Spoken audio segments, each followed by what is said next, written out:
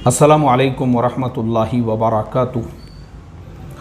मोहतरम भाइयों, बुज़ुर्गों, दोस्तों,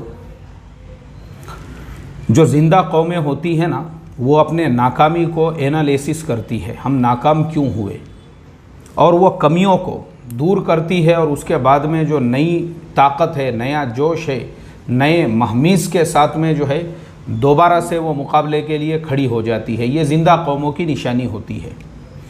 आज से 40 साल पहले तक अरब मुल्कों की जो बड़ी बड़ी यूनिवर्सिटीज़ है, अरब मुल्कों के जो बड़े बड़े इदारे हैं, यहाँ तक कि ख़ुद सऊदी अरबिया के अंदर जो इस्लामिक अफेयर्स मिनिस्ट्री के तहत में वहाँ के हर गांव में, हर बस्ती के अंदर जो दावत व इरशाद के शोबे है, उसमें दारुल उलूम देवबंद के फ़ारिगीन का पूरी तरह से कब्ज़ा था, पूरी तरह से उनकी मातहती हासिल थी, पूरी तरह से। यानी हमारा जो देवबंदी मसलक है, उसने ये तमाम बातों को, तमाम चीज़ों को, तमाम शुअबों को, यूनिवर्सिटीज़ को, उनको इस तरह से अपने काबू में किया हुआ था कि आप सोचो, सऊदी अरबिया में बहुत सारी यूनिवर्सिटीज़ तो वो है जिनके बानी खुद जो है मसलक देवबंद से ताल्लुक़ रखने वाले थे, जिन्होंने वहाँ पे आज इतनी बड़ी बड़े इदारे कायम कर लिए जो गवर्नमेंट की मातहती में आज चल रहे हैं। फिर 40 साल के बाद में ऐसा क्या हो गया कि दारुल उलूम देवबंद के फ़ारिगीन का पूरी तरह से सुपड़ा साफ़ कर दिया गया, पूरी तरह से उनका सफाया कर दिया गया। आज हाल ये है कि दीगर मसालिक और दीगर जहन के लोगों ने पूरी तरह से वो पूरे निज़ाम को अपने काबू कंट्रोल में इस तरह से कर लिया है कि आज दारुल उलूम और वहाँ के फ़ारिगीन के लिए पैर रखने की भी वहाँ पे उन्होंने गुंजाइश नहीं रखी, क्योंकि हुकूमत को, दावत व इरशाद के शोबे को, गवर्नमेंट को इतना ज़्यादा उन्होंने बज़्ज़न कर दिया। इसके रीज़न्स क्या है, इसकी वजूहात क्या है, आज हम इसी केस को टेक्निकल एनालिसिस करने वाले हैं। सबसे पहली चीज़, दारुल उलूम से पहले जो फ़ारिगीन हुआ करते थे हज़रत क़ारी तय्यब साहब रहमतुल्लाह अलैह के ज़माने में, और उनसे पहले उनके अंदर एक खुलूस हुआ करता था, वो मुखलिसीन की जमात थी, और खुलूस के साथ में वो लोग अपने कामों में लगे रहते थे। इसी खुलूस की बरकत थी कि अल्लाह तबारक व तआला ने पूरे इलाक़ों के ऊपर उनको वैसा जो है कब्ज़ा और वैसा दबदबा अता फ़रमाया था कि उन्होंने यूनिवर्सिटीज़ की वहाँ पे बुनियादें डाल दी। क़ारी तय्यब साहब रहमतुल्लाह अलैह के ज़माने में जो दारुल उलूम में हंगामे हुए, उनके ख़िलाफ़ जो साजिशें की गई। अब क्या होता है, जब बड़े साजिशें करते हैं और बड़े जब जो इस तरह से एक दूसरे की टांगें कतरते हैं और इस तरह से एक दूसरे को बेवज़न करने के लिए कोशिशों में लग जाते हैं, तो उसके असरात जो है बाद वालों के ऊपर भी पड़ते रहते हैं और फिर वो सदियों तक जो है ना उसके असरात ख़त्म नहीं होते हैं। तो अब चूँकि ये एक हमारी तारीख़ बनी हुई है, जिस तरह से क़ारी तय्यब साहब रहमतुल्लाह अलैह को उखाड़ने के लिए, उनको बेवज़न करने के लिए साजिशें की गई, जानलेवा हमले किए गए, दारुल उलूम के अंदर फायरिंग वग़ैरह हुई, ये तमाम हालात अब जो वहाँ के फ़ारिगीन हैं उनके जहनों पे इसका तसल्लुत, बात के जो फ़ारिगीन हैं उनके दरमियान में ये मुज़ाकरे रोज़ाना चलते रहते हैं कि किस किस तरीक़े की साजिशें वहाँ पे रची गई, किस तरह का माहौल बनाया गया। अब जो बात के फ़ारिगीन हैं, तो जो क्वालिटीज़ उनमें पैदा होना चाहिए थी वो इसलिए नहीं पैदा हुई क्योंकि उनकी पूरी सलाहियतें वही साजिश वाले जहनों के अंदर रह गई, वही चीज़ें उनके जहनों में भी आई। अब उसके बाद जो फ़ारिगीन थे, जहाँ जहाँ पे भी गए, जिन जिन इलाक़ों के अंदर, तो अक्सरों ने फिर वही सीख कर गए कि भाई अपन यहाँ पे भी साजिश कैसे कर सकते हैं, षड्यंत्र कैसे कर सकते हैं। अब किसी ने देखा कोई दारुल उलूम का फ़ारिग है, वो एक मस्जिद में इमामत कर रहा है, और उसने देखा अपने अड़ोस पड़ोस के मसाजिद में जो छोटे मदरसे हैं वहाँ के फ़ारिगीन हैं, तो उसने उनको बेवज़न करने के लिए अपना दबदबा, मैं दारुल उलूम का फ़ारिग हूँ, अरे मेरे सामने क्या हैसियत है इनकी, अरे क्या औकात है इनकी, इन्होंने तो मदरसे में 5 साल पढ़े हुआ है, इन्होंने तो 2 साल पढ़े हुआ है, मैंने 8 साल पढ़े हुआ हूँ, मैं दारुल उलूम का फ़ारिग हूँ, मैं दारुल उलूम का फ़ारिग हूँ। ये जो उसकी नफ्सियात बनी और ये उसकी जो जहनीत बनी, उसी नफ्सियात और उसी जहनीत ने दारुल उलूम का जो वज़न था उसको ख़त्म कर दिया। अब तो मैं तो सऊदी की बात कर रहा हूँ, सऊदी की और अरब मुल्कों की, कि वहाँ पे किस तरह से उन्होंने दारुल उलूम के फ़ारिगीन के लिए दरवाज़े बंद कर दिए। ये तो अरब मुल्कों की बात हो गई। मैं आपको भारत की बात बताता हूँ। कुछ मदरसों में जाने का मौका मिला, वहाँ के मोहतमीमीन से, वहाँ के जो तालीमी निज़ाम है उस पर बातचीत करने का जब मौका मिला, तो कुछ मदरसों के मोहतमीमीन ने यहाँ तक बताया कि हम अपने तालीमी निज़ाम के तहफ़्फ़ुज़ के लिए बहुत से हमने जो है ना सख्त क़वानीन और सख्त निज़ाम बनाया हुआ है। उसमें से ये भी है कि हम यहाँ पे दारुल उलूम के फ़ारिगों को तदरीस के लिए नहीं रखते हैं। मैंने कहा यार आप तो ख़ुद देवबंदी मसलक से ताल्लुक़ रखते हो, फिर दारुल उलूम से ऐसा क्या प्रॉब्लम है आपको?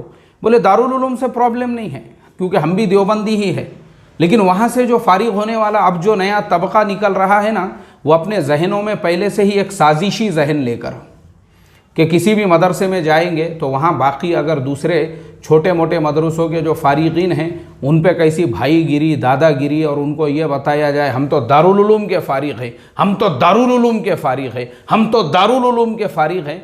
तुम्हारी हैसियत तो ऐसी है, तुम तो सब झोपड़पट्टी के लोग हो तुम।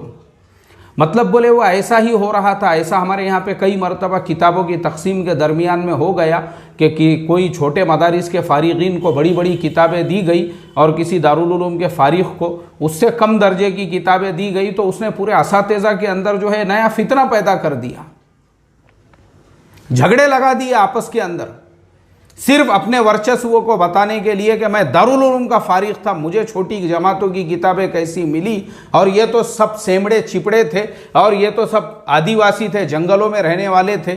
मतलब ये हो गया जैसा ये ब्राह्मण समाज से ताल्लुक़ रखता है कि मैं ऊंची जाति का हूं और बाकी जो है बेचारे सब निचली जाति के हैं, दूसरे मदारिस के जो फ़ारिगीन हैं। बोले ये जब मसाइल हमारे मदरसों के अंदर पैदा होने लगे तो हमने फिर एक निज़ाम बनाए। हमने बोले भाई नहीं चाहिए हमको दारुल उलूम के फ़ारिग, क्यों? आपके अंदर बहुत ज़्यादा सलाहियतें हैं, वो तुम्हारे पास में ही रखो। अल्लाह हिफाजत फरमाए। मोहतरम दोस्तों, तो ये हमारी कमियां हैं, ये हमारी कमज़ोरियां हैं, हमको इसको एक्सेप्ट करना पड़ेगा, कबूल करना पड़ेगा हमको। हमने जो हमारा सफ़ाया हुआ अरब मुल्कों से कि आज जो है अगर कोई बोले कि मैं दारुल उलूम का फ़ारिग हूँ तो उसके लिए दरवाजे बंद, दावत व इरशाद में से पूरा सफ़ाया।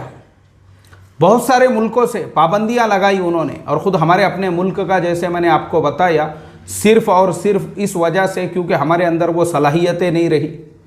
जो हमारी सलाहियतें अपने आप को उस तरह से बनाने में लगना चाहिए था, उससे ज़्यादा हमारी सलाहियतें कायमें लगने लगी साजिशें करने में। मदरसे में हैं तो मोहतमीम के ख़िलाफ़ साजिशें करो, दूसरे असातिज़ा के ख़िलाफ़ साजिशें करो, इमामतों पर है तो पड़ोस के मस्जिद वालों के ख़िलाफ़ साजिशें करो।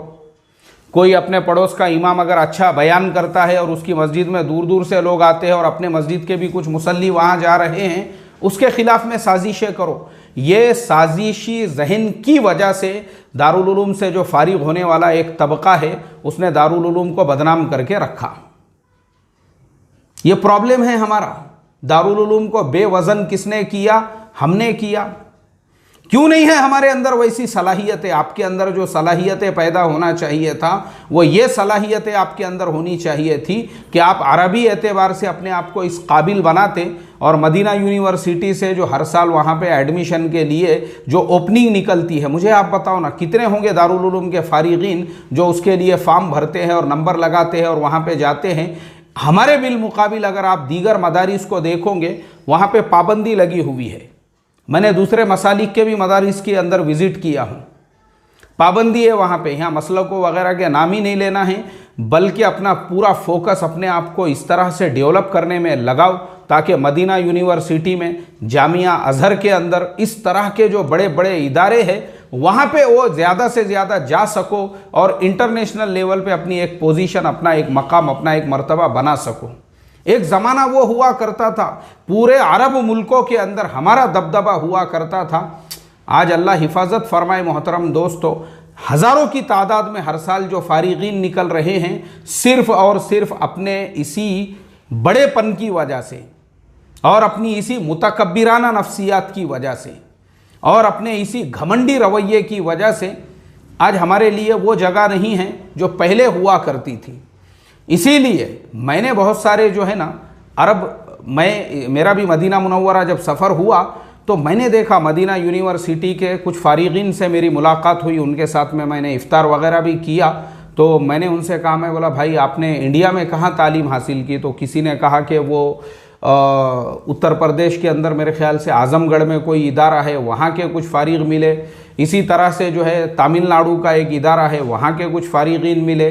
फिर मैंने उनसे कहा भाई दारुल उलूम वाला कोई है नहीं, दारुल उलूम से जो फारिगीन है वो नहीं आते यहाँ पे।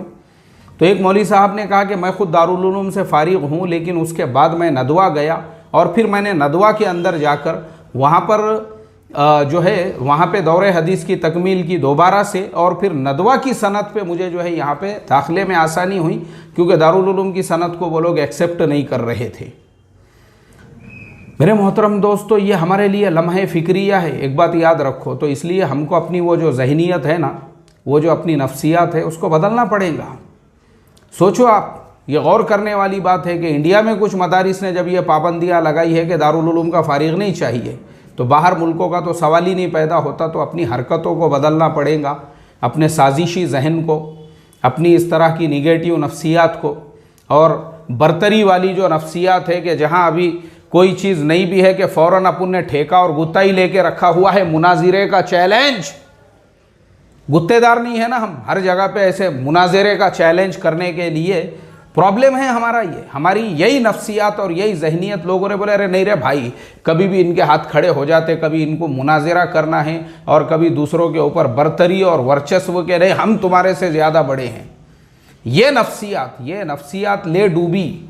अल्लाह हिफाजत फरमाए और अल्लाह ताला जो है हम तमाम को इस वाक़ये से इबरत और नसीहत हासिल करने वाला बनाए कि 40 साल पहले हमारा वर्चस्व हुआ करता था, आज सुपड़ा साफ हो चुका है। अस्सलामु अलैकुम वरहमतुल्लाहि वबरकातुहू।